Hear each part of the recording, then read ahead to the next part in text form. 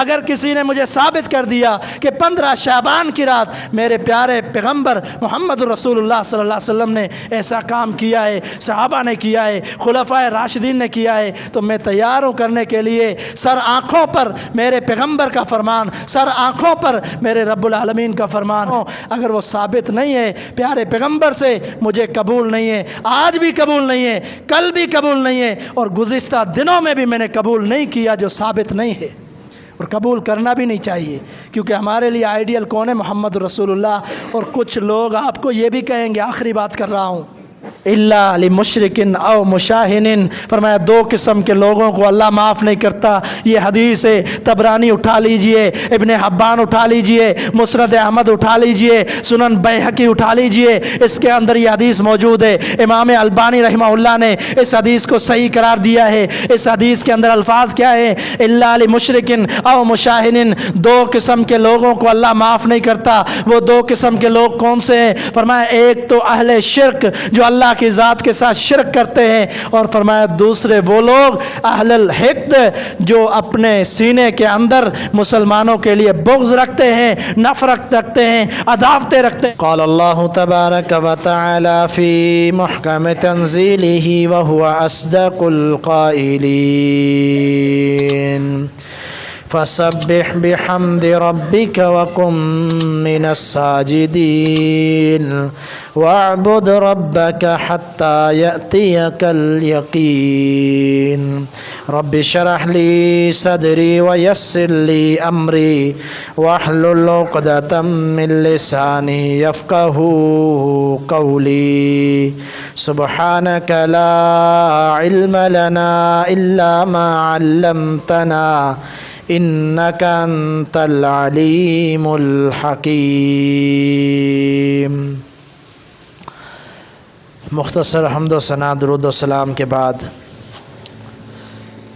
معزز سامعین، برادران اسلام، واجب الاحترام دوستوں، بزرگوں، بھائیوں، بہنوں، اللہ رب العالمین نے دین اسلام کے حوالے سے جو بھی رہنمائی تھی، جو بھی احکام و مسائل تھے،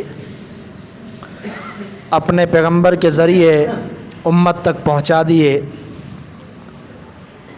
اور امت کی یہ ذمہ داری ہے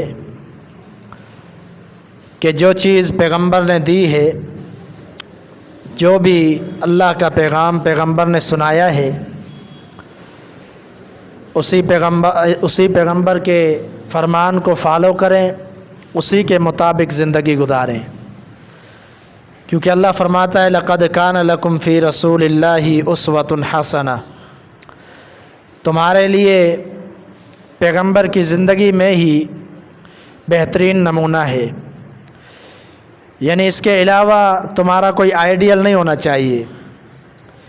کسی کو آئیڈیل بنانا ہے، نمونہ بنانا ہے، تو صرف پیغمبر محمد رسول اللہ صلی اللہ علیہ وسلم کی ذات اقدس کو، یہ ایک مسلمان کی ذمہ داری اور اس پر ضروری کام ہے۔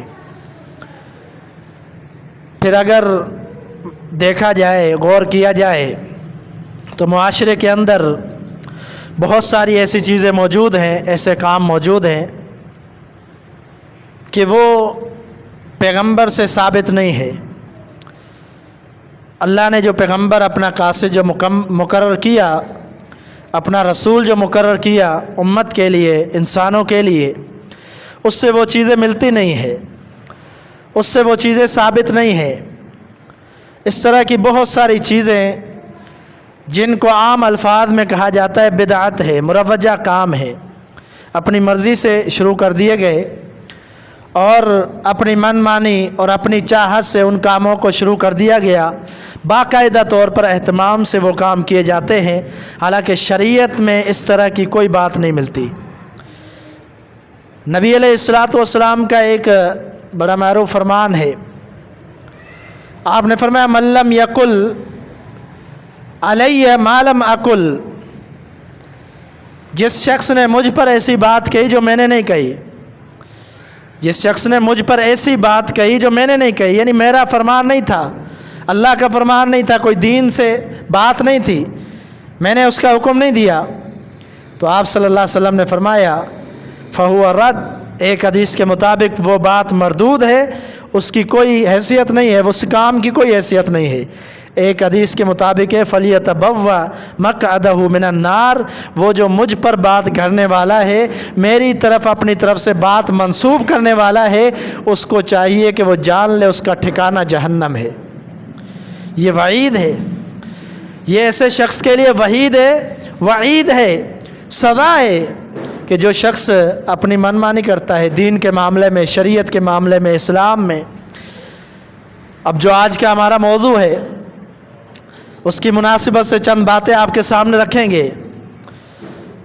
حقیقت میں موضوع نماز کے حوالے سے تھا، کیونکہ ہم نے 1-2 جمعہ پہلے بھی پڑھائے ہیں نماز کے حوالے سے، ابھی 1-2 اور پڑھائیں گے جس میں نماز کا طریقہ وغیرہ وہ بھی انشاءاللہ بیان ہوگا۔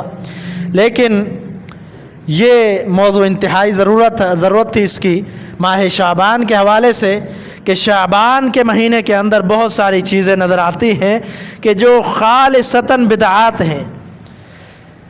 ہیں، کیونکہ نہ اللہ کے رسول صلی اللہ علیہ وسلم کے زمانے میں یہ کام تھے، نہ خلفائے راشدین کے زمانے میں تھے، نہ ہی پہلی جو پوری صدی ہے جہاں تک صحابہ اکرام ہیں اس تک یہ کام نہیں پائے جاتے تھے۔ آپ کے جانے کے بعد، صحابہ کے جانے کے بعد، خلفائے راشدین کے جانے کے بعد یہ کام شروع ہو گئے معاشرے کے اندر۔ ماہ شعبان، اس کی فضیلت کے حوالے سے بہت ساری روایتیں ہیں۔ نبی علیہ الصلوۃ والسلام کے بارے میں سیدہ عائشہ صدیقہ رضی اللہ تعالی عنہ فرماتی ہیں ما رأیت، میں نے نبی علیہ الصلوۃ والسلام کو نہیں دیکھا کہ آپ علیہ الصلوۃ والسلام نے شہرین متتابعین کے 2 مہینوں کے لگاتار روزے رکھے ہوں، کبھی زندگی میں نے نہیں دیکھا۔ لیکن فرمایا الا شعبان و رمضان اور شعبان کے مہینے کے نبی صلی اللہ علیہ وسلم نے کبھی کبھار دونوں کے لگاتار 2 مہینے کے روزے رکھے، شعبان اور رمضان دونوں مہینوں میں مکمل روزے رکھے۔ یہ سیدہ عائشہ صدیقہ رضی اللہ تعالیٰ عنہ فرماتی ہیں، یہ سنن نسائی کی روایت ہے۔ ایک اور روایت میں سیدہ عائشہ فرماتی ہیں کہ نبی علیہ الصلوۃ والسلام کو مہینوں کے اندر سب سے زیادہ، جو رمضان کے علاوہ دیگر مہینے ہیں ان میں جو سب سے زیادہ محبوب تھے روزے کے حوالے سے، وہ شعبان کا مہینہ تھا، کہ نبی صلی اللہ علیہ وسلم کو پسند تھا، آپ شعبان کے روزے رکھا کرتے تھے۔ کبھی روایت کے اندر یہ الفاظ آتے ہیں کہ آدھے شعبان کے روزے رکھتے، لیکن یہ معلوم ہے کہ اکثر شعبان کے روزے رکھا کرتے تھے رسول اللہ صلی اللہ علیہ وسلم۔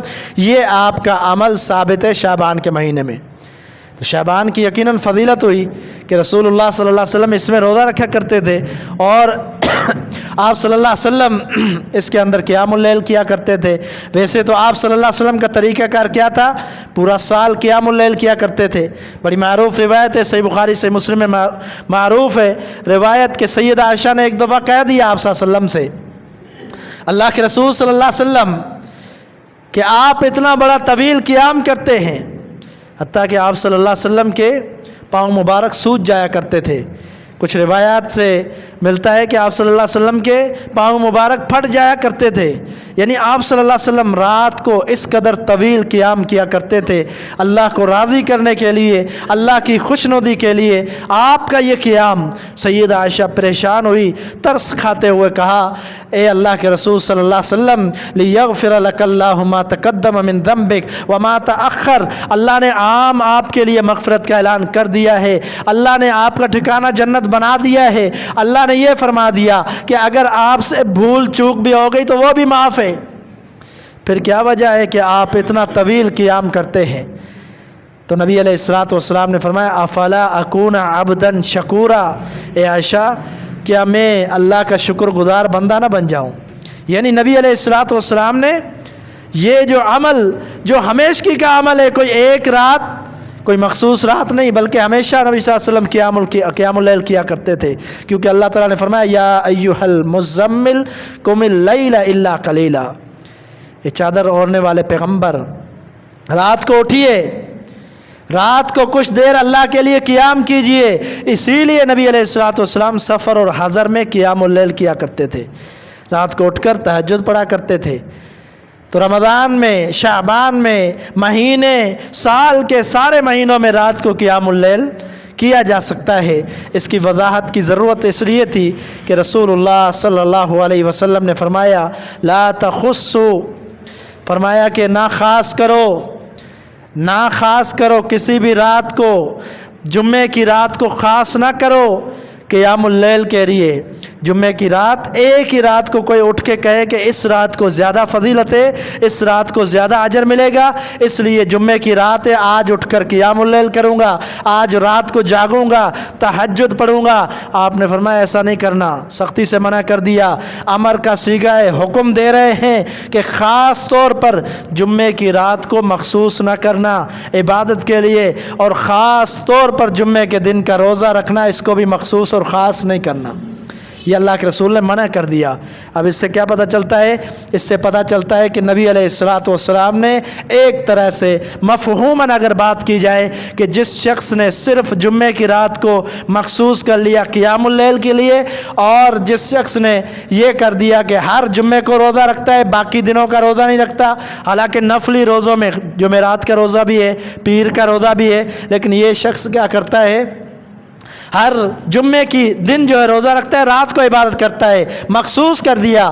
حدیث کی روح سے یہ اللہ کے رسول صلی اللہ علیہ وسلم کی سنت کی مخالفت ہے۔ مخصوص نہیں کرنا، یہ قاعدہ اور قانون ہے شریعت کا کہ اگر کوئی دن مخصوص کر دیا تو شریعت کی طرف سے دلیل چاہیے۔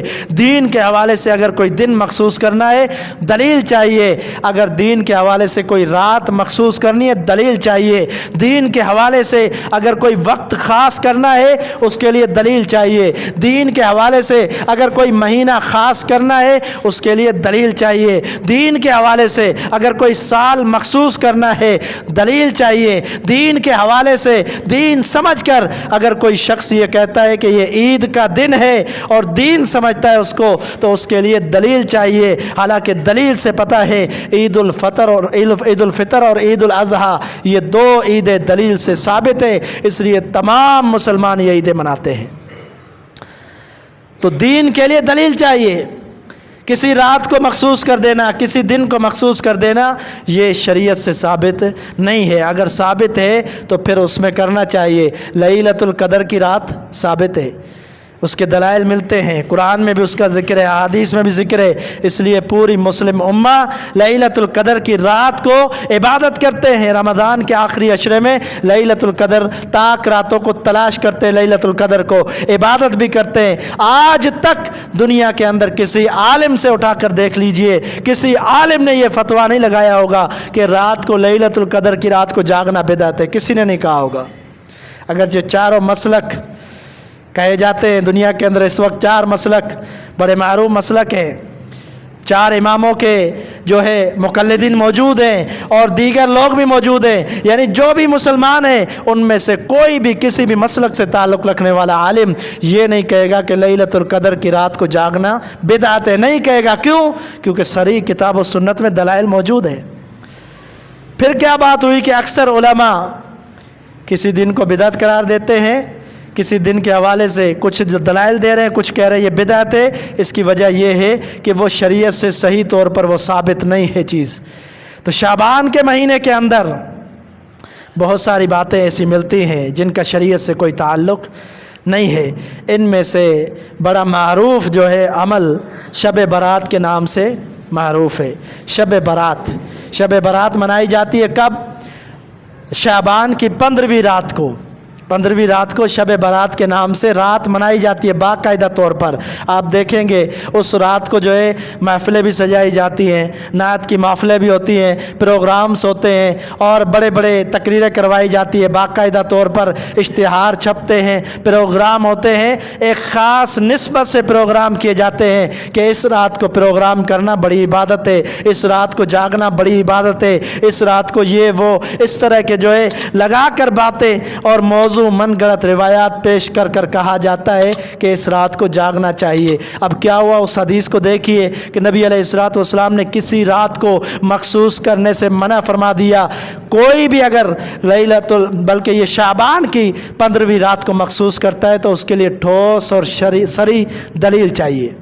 حدیث چاہیے، صحیح ترین حدیث چاہیے، اگر نہیں ہے تو پھر اس کو بدعت قرار دیا جائے گا، اس کو نیا کام قرار دیا جائے گا۔ کیوں؟ کیونکہ معیار اور جو نمونہ ہے اللہ کا قرآن کہتا ہے محمد رسول اللہ ہے۔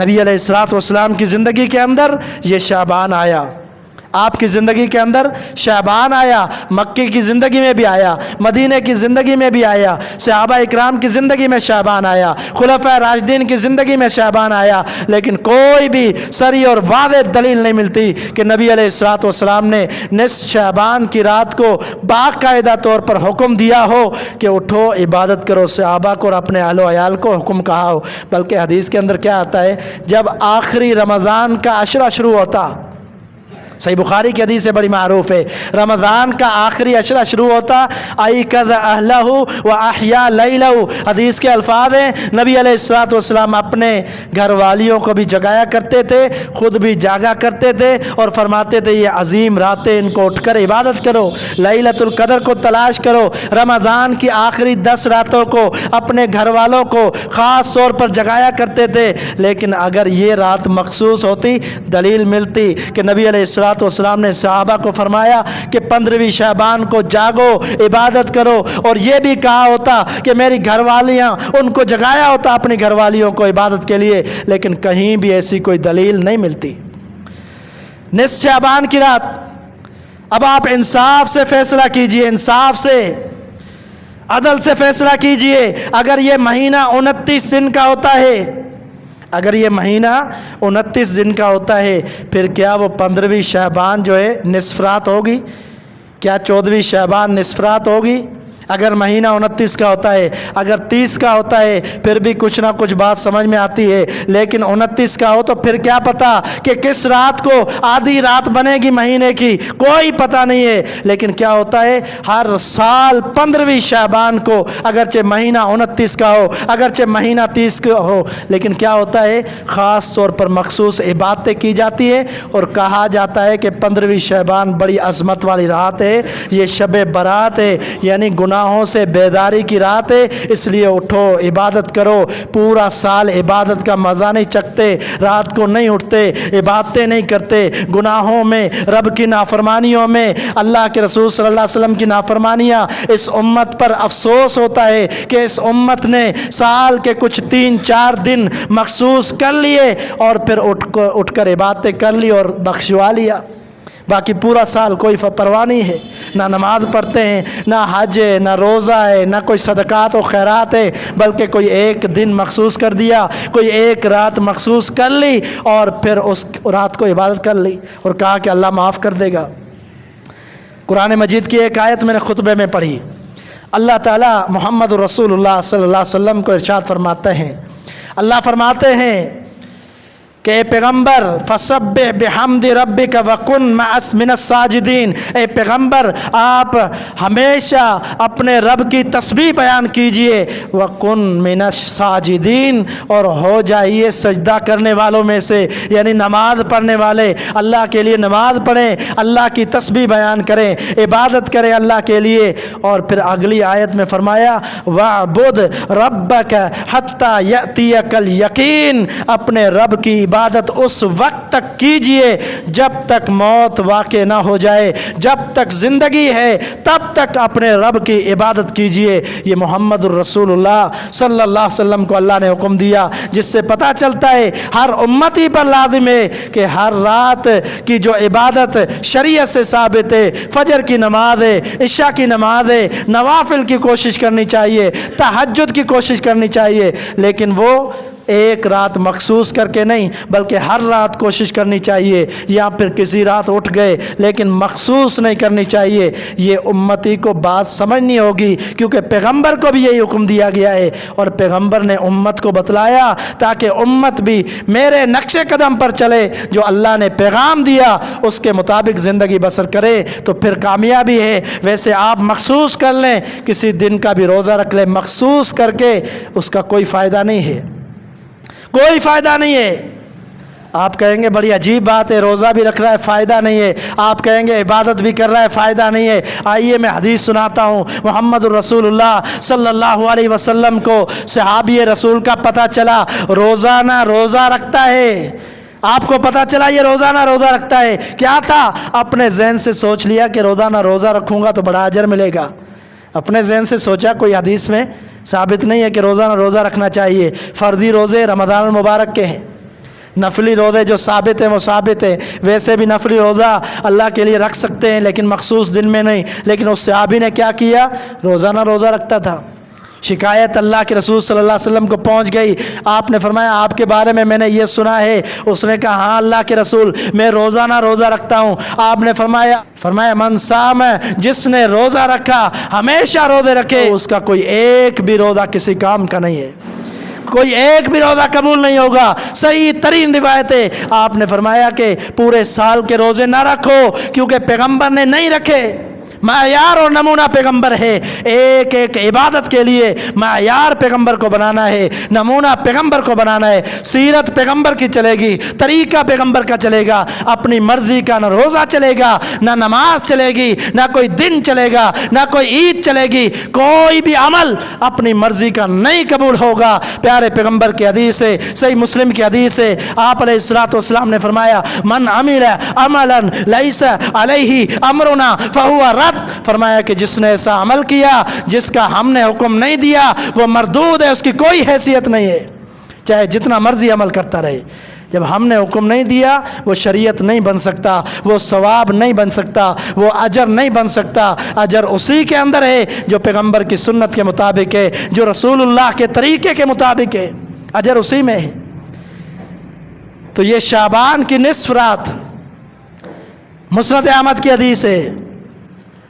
اب کرنے کا کام کیا ہے؟ جو کرنے کا کام ہے وہ کوئی نہیں کرتا۔ اپنی مرضی کی عبادتیں بنائی ہوئی ہیں، اپنی مرضی کے روزے بنائے ہوئے ہیں، اپنی مرضی سے جو بھی آیا دل میں کر لیا، لیکن جو حقیقت ہے وہ کوئی نہیں مانتا، اس کے مطابق کوئی عمل نہیں کرتا۔ نبی علیہ الصلوۃ والسلام نے ایک حدیث پہلے بیان کرنے کے بعد میں وہ بیان کروں گا۔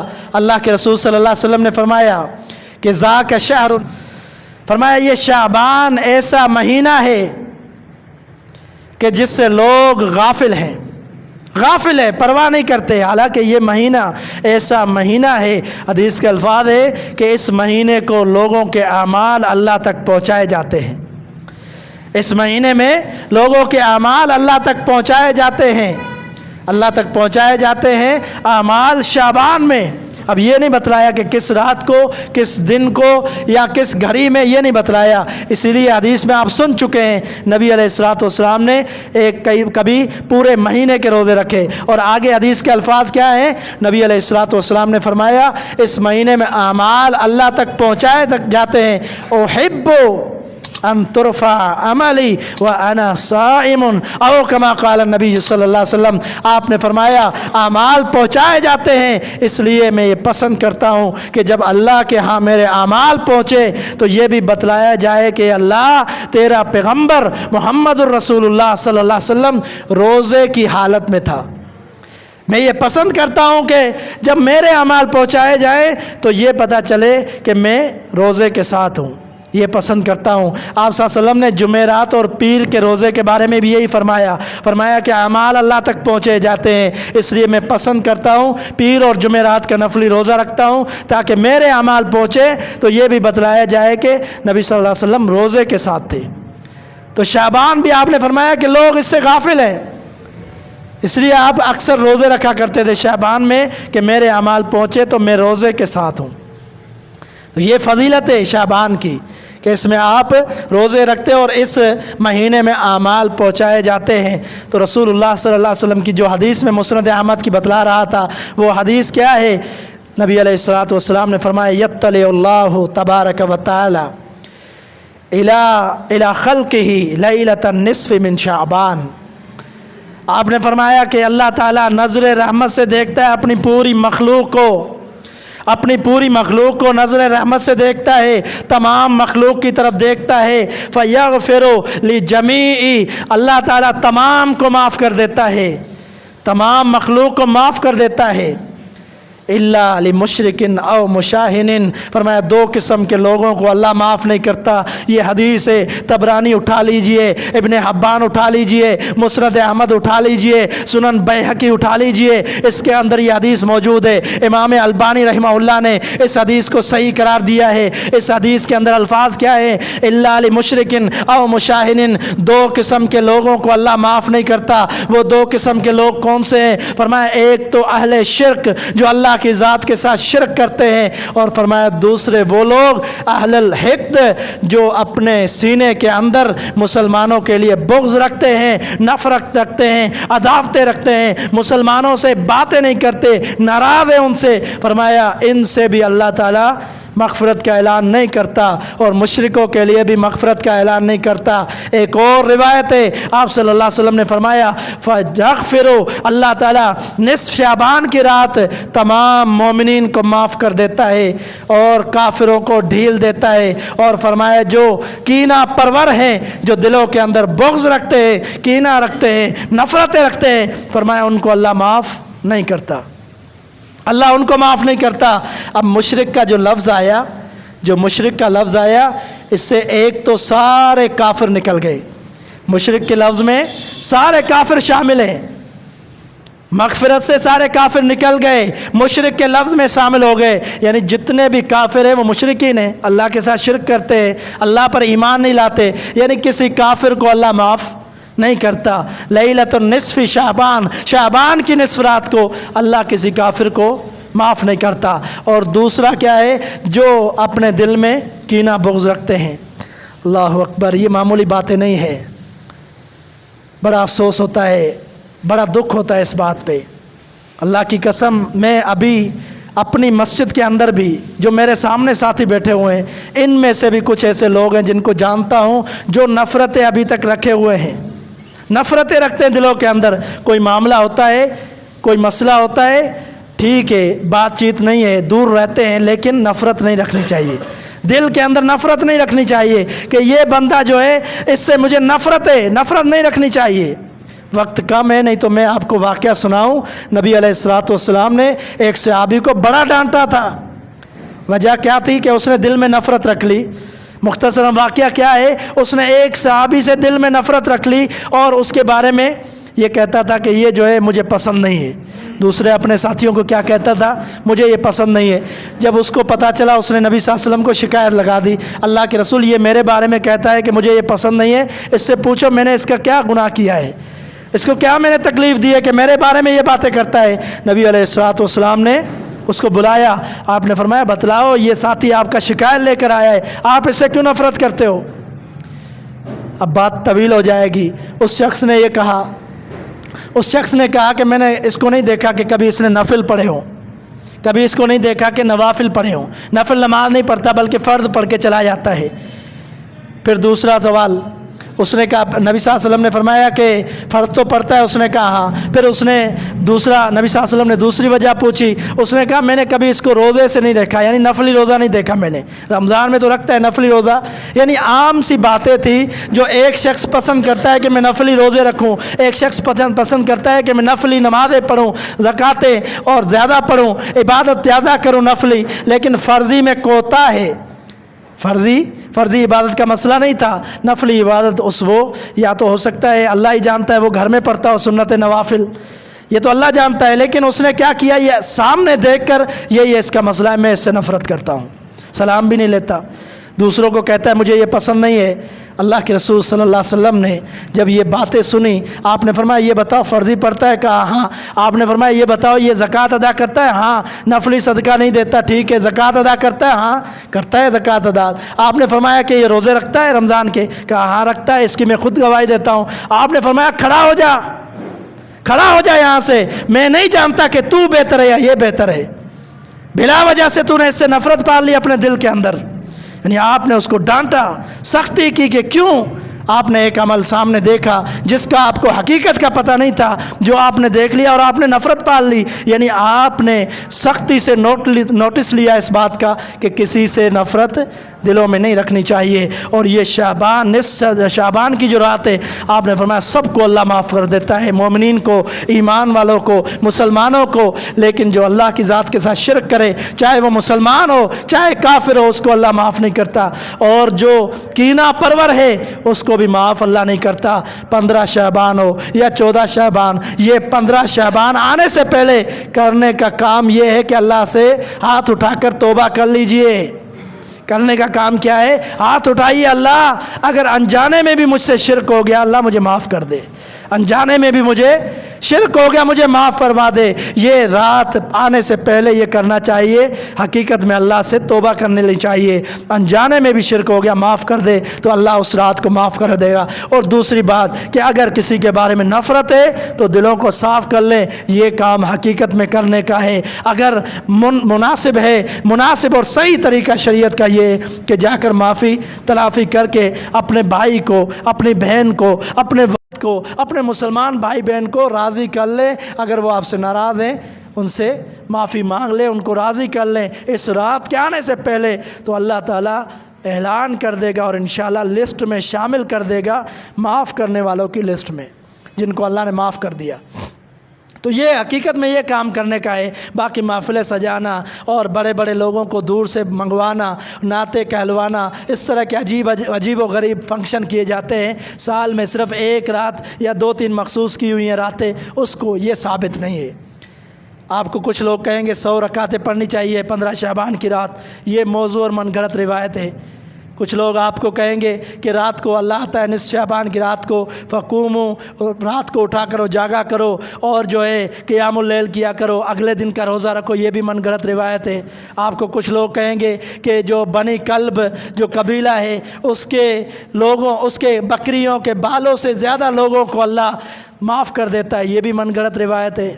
اس طرح کی بہت ساری روایت، جھوٹی روایتیں پیش کر کے لوگوں کو گمراہ کیا جاتا ہے، اور جھوٹی مناسبتیں سنا کر، جھوٹی حدیثیں سنا کر لوگوں کو تیار کیا جاتا ہے پروگرام میں آنا ضرور، یہ بھی فضیلت ہے، یہ بھی فضیلت ہے، یہ بھی فضیلت ہے۔ کہاں سے آئی بھائی؟ قرآن دکھاؤ، حدیث دکھاؤ، اگر ہے تو اللہ کی قسم میں تیار ہو جانے کے لیے۔ میں خود اپنی اس جامع مسجد تقویٰ کے اندر محفل سجواؤں گا اگر کسی نے مجھے ثابت کر دیا کہ 15 شعبان کی رات میرے پیارے پیغمبر محمد رسول اللہ صلی اللہ علیہ وسلم نے ایسا کام کیا ہے، صحابہ نے کیا ہے، خلفائے راشدین نے کیا ہے، تو میں تیار ہوں کرنے کے لیے۔ سر آنکھوں پر میرے پیغمبر کا فرمان، سر آنکھوں پر میرے رب العالمین کا فرمان، لیکن انسانوں کے فرمان جتنے بھی ہوں اگر وہ ثابت نہیں ہے پیارے پیغمبر سے، مجھے قبول نہیں ہے، آج بھی قبول نہیں ہے، کل بھی قبول نہیں ہے، اور گزشتہ دنوں میں بھی میں نے قبول نہیں کیا جو ثابت نہیں ہے، اور قبول کرنا بھی نہیں چاہیے، کیونکہ ہمارے لیے آئیڈیل کون ہے؟ محمد رسول اللہ۔ اور کچھ لوگ آپ کو یہ بھی کہیں گے، آخری بات کر رہا ہوں، کچھ لوگ آپ کو یہ بھی کہیں گے انا انزلناہ فی لیلۃ مبارکہ، قرآن مجید کی آیت ہے، یہ شعبان کے بارے میں ہے، بلکہ یہ کہیں گے کہ شعبان کی 15ویں رات کے بارے میں ہے کہ ہم نے اس قرآن کو نازل کیا مبارک رات میں۔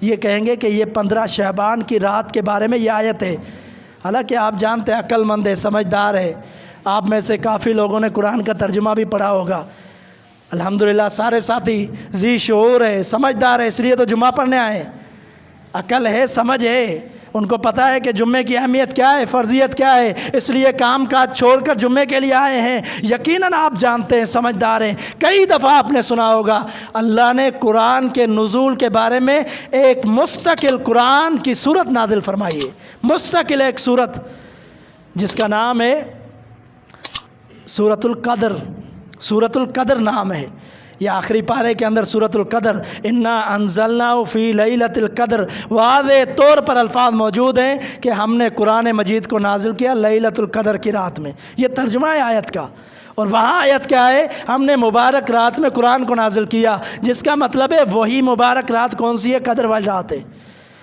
اور اسی رات کو فیصلے کیے جاتے ہیں معاملات۔ اور یہاں تک لوگ کہیں گے آپ کو کہ اس رات کو یہ ہوتا ہے کہ جو ہے اعمال جو ہے سب مٹا دیے جاتے ہیں اور دفتر صاف کر دیے جاتے ہیں۔ اس طرح کی بہت ساری باتیں آپ کو ملیں گی۔ نئے فیصلے کیے جاتے ہیں، پرانے سارے فیصلے ختم ہو جاتے ہیں۔ ایسی کوئی بات نہیں ہے، بلکہ یہ لیلۃ القدر کے بارے میں ہے کہ اللہ تعالیٰ فیہا یفرق کل امر حکیم، فرمایا کہ اس لیلۃ القدر کی رات کو اللہ تعالیٰ تمام دنیا کے جو کام ہوتے ہیں فرشتوں کے سپرد کر دیتا ہے۔ لیلۃ القدر کی رات 15 شعبان کی رات نہیں، یہ ثابت نہیں ہے، بلکہ یہ قرآن نازل کب ہوا؟ لیلۃ القدر کی رات۔ مہینہ کون سا تھا؟ رمضان کا۔ شہر رمضان الذی انزل فیہ القرآن، اللہ نے فرمایا رمضان کا مہینہ ہے جس میں قرآن نازل ہوا۔ تو عزیز ساتھیو، کہنے کا مقصد اللہ کی قسم کسی پر طنز نہیں ہے، کسی پر کوئی مذاق نہیں ہے۔ کہنے کا مقصد یہی ہے کہ اللہ کے لیے دین کو سمجھیں، شریعت کو سمجھیں۔ 10 روپے کی چیز ہم لیتے ہیں نا، اس کو 10 مرتبہ دیکھتے ہیں۔ 10 روپے کی چیز لیتے ہیں، 10 مرتبہ دیکھتے ہیں کہ یہ صحیح بھی ہے، خراب بھی ہے یا صحیح ہے۔ اگر تھوڑا سا نقص واپسی کر لیتے ہیں۔ دین کا معاملہ آپ کیا معمولی سمجھتے ہیں؟ اس کو کیوں نہیں چیک کرتے؟ جو بھی آیا کر لو، جو بھی آیا چھوڑ دو، اپنی مرضی چلاؤ، یہ دین نہیں ہے۔ دین کا مطلب، دین کا معنی یہی ہے کہ وہی دین اور وہی شریعت، وہی اسلام ہے جو پیارے پیغمبر لائے، اس کے مطابق عمل کرنا ہے۔ اللہ تعالیٰ مجھے اور آپ کو حقیقی دین سمجھنے اور اسی کے مطابق زندگی بسر کرنے کی توفیق عطا فرمائے۔ وآخر دعوانا الحمدللہ رب العالمین۔